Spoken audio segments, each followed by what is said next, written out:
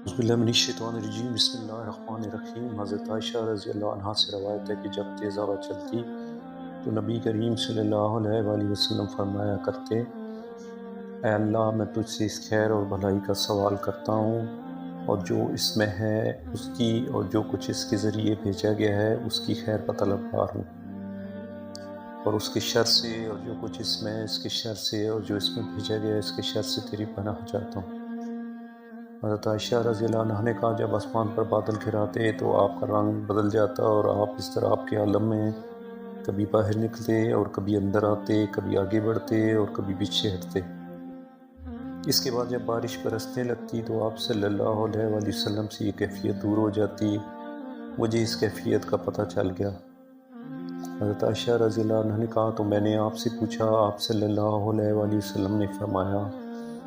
عائشہ ہو سکتا ہے یہ اس طرح ہو جیسے قوم عاد نے بادلوں کو دیکھ کر کہا تھا جب انہوں نے اس عذاب کو بادل کی طرح اپنی بستیوں کی طرف آتے دیکھا تو انہوں نے کہا یہ بادل ہے جو ہم پر برسے گا،